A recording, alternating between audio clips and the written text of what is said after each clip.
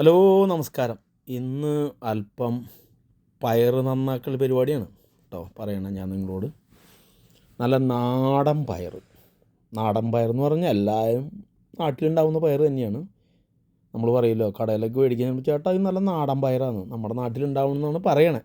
ഇത് ഏതെങ്കിലും നാട്ടിലുണ്ടാവുന്നതാണ്. ഇത് ഞങ്ങളെ ഇവിടെ ഉണ്ടായിരുന്നു. നാടൻ എന്ന് പറഞ്ഞാൽ ഓസ്ട്രേലിയയിലെ നാടൻ പയർ.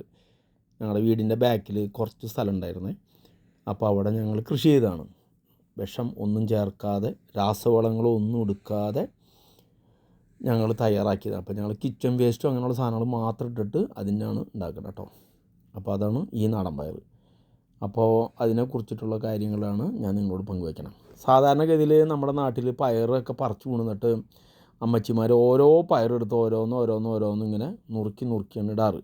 ഞങ്ങൾ സാധാരണ പയർ എടുത്തു കഴിഞ്ഞാൽ രണ്ട് ആയിട്ട് തിരിക്കും. ഒന്ന് മൂപ്പ് കുറഞ്ഞു ഒടിക്കാൻ പാകത്തിനുള്ളത്, അതെല്ലാം കൂടി ഇങ്ങനെ ഞങ്ങളിത് ഇതുപോലെ നിരത്തി ഓരോന്ന് എടുത്ത് വയ്ക്കും. ബാക്കിയുള്ളത് എന്ത് ചെയ്യും? പൊളിക്കാനുള്ളത് മാറ്റി വയ്ക്കും. അപ്പോൾ പൊളിക്കാനുള്ളതും ഒടിക്കാനുള്ളത് രണ്ടാക്കി വെച്ചതിന് ശേഷം ഞങ്ങളൊരു കത്തി എടുത്തിട്ട് അങ്ങോട്ട് വെട്ടിമുട്ടിയായിട്ട് ഞങ്ങൾ മുറിക്കും. സാധാരണ നിങ്ങൾ പലരും ചെയ്യണ കാര്യങ്ങളൊക്കെ തന്നെയാണ്. അത് ഞാൻ ഒന്ന് നിങ്ങളോട് പറഞ്ഞുള്ളൂ. ഇതുപോലെ കത്തിക്കാണ്ട് ഒരുമിച്ച് വയ്ക്കും. എന്നിട്ട് ഇതുപോലെ അങ്ങോട്ട് മുറിക്കും. അങ്ങനെ മുറിച്ച് ഞങ്ങൾ അതിനെ പാത്രത്തിലേക്ക് വരും. അപ്പോൾ ഒറ്റയടിക്ക് മുറിക്കൽ തീരും. വളരെ പെട്ടെന്ന് പയർ നന്നാക്കുന്ന ജോലി തീരും ചെയ്യും. സാധാരണ നമ്മുടെ വീട്ടിൽ 1-2 കിലോ പയറുണ്ടെങ്കിൽ ഒരുപാട് സമയം ലോസാവുന്നുണ്ട്. അമ്മച്ചിമാരും ആൾക്കാരൊക്കെ എന്ത് ചെയ്യും? പയറിങ്ങനെ ഓരോന്നെടുത്ത് കൈ കൊണ്ട് ഒടിച്ചിട്ടാണ് അങ്ങനെ ആക്കണം. അപ്പം ഞങ്ങൾ ഒടിക്കാനുള്ളതും പൊളിക്കാനുള്ളതും പൊളിച്ച് ഇങ്ങനെ സെറ്റ് ചെയ്തിട്ടുണ്ട്. ഞങ്ങൾക്ക് പിന്നെ നല്ല നീളത്തിനുള്ള പയറുണ്ടാവാറുണ്ട്. ഇങ്ങനെ ചെറിയ കമ്പുകളുമ്പോൾ കയറുന്നത് ചുവന്ന പയറും പച്ചപ്പയറുണ്ട്. അത് ഞങ്ങൾ പൊട്ടിച്ചെടുത്തിട്ടുണ്ട്. അതും ഇതുപോലെ തന്നെ കഴിയതിന് ശേഷം ഇതുപോലെ നുറുക്കി ഞങ്ങൾ പാത്രത്തിലിടും. എന്നിട്ട് ഞങ്ങളെല്ലാം കൂടി മിക്സ് ചെയ്തിട്ട് ഞങ്ങൾ വേവിക്കും. അപ്പോൾ യാതൊരു വിഷങ്ങളോ മാലിന്യങ്ങളോ ഇല്ലാത്ത 100% ഞങ്ങൾക്ക് കഴിക്കാൻ പാകത്തിനുള്ള പയർ ഞങ്ങൾ തന്നെ കൃഷി ചെയ്ത് ഞങ്ങൾ തന്നെ കഴിക്കുന്നു കേട്ടോ. ഞങ്ങളുടെ ഫ്രണ്ട്സിനൊക്കെ കൊടുക്കുന്നുണ്ട്. അപ്പോൾ ഇതിനുണ്ടാവും, ധാരാളം ഉണ്ടാവുന്നുണ്ട്. അപ്പോൾ ഗുണപ്രദമായത് കഴിക്കാമല്ലോ, വിഷം ചേർക്കാത്തത്. അപ്പോൾ അത് ഞാൻ നിങ്ങളോട് പങ്കുവയ്ക്കാനാണ് കേട്ടോ. ഇനി പയർ കൃഷി എന്ന കാര്യമാണ് ഇതിൻ്റെ തൊട്ട് പിന്നാലെ പറയുന്നത്. നമുക്ക് സാധാരണ ഇതിൽ പയർ എളുപ്പത്തിൽ കൃഷി ചെയ്യാനുള്ള ടെക്നിക്ക് അല്ലെങ്കിൽ മാർഗം എന്ന് വെച്ചാൽ, സാധാരണ ഇതിൽ നമ്മുടെ വീടിൻ്റെ ചുറ്റുള്ള അടുക്കള മാലിന്യങ്ങളും ചവറുകളും പുല്ലുകളും എല്ലാം കൂടി കൂട്ടിയിട്ടിട്ട് അതിൻ്റെ മുകളിൽ ഫ്രഷായിട്ടുള്ള മണ്ണ് ഇട്ടൊരു കൂന പോലെ ആക്കുക. ഈ കൂന പോലെ ആക്കിയിട്ട് ആ കൂനേമേ പയർ നട്ട് കഴിഞ്ഞാൽ എളുപ്പത്തിൽ പയറുണ്ടായിക്കോളും.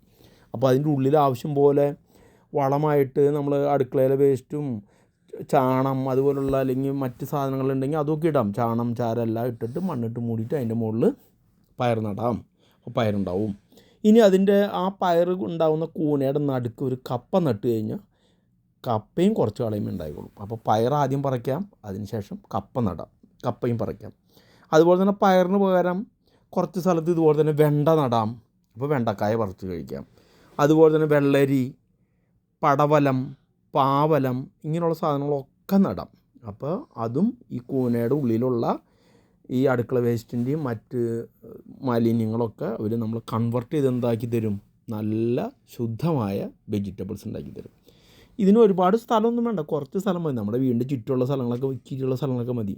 സ്ഥലമില്ലാത്തൊരു ചട്ടിയിൽ, ഇപ്പോൾ നമ്മൾ ചെടിയൊക്കെ നടാൻ ഉപയോഗിക്കുന്ന പോലെ ചട്ടിയിൽ ഈ വേസ്റ്റൊക്കെ നിറച്ചിട്ട് അതിൻ്റെ മുകളിൽ കുറച്ച് മണ്ണിട്ടിട്ട് ഇതുപോലെ തന്നെ പയറും സാധനങ്ങളൊക്കെ നടാം കേട്ടോ. അപ്പോൾ കുറ്റിപ്പയറും മുകളിൽ കയറുന്ന പയറാണ് പൊതുവെ പ്രധാനമായിട്ടുള്ളത്. അപ്പോൾ നമുക്ക് കുറ്റിപ്പയറാണെങ്കിൽ മുകളിൽ പോകാതെ താഴെ നിന്ന് ഉണ്ടായിക്കോളും.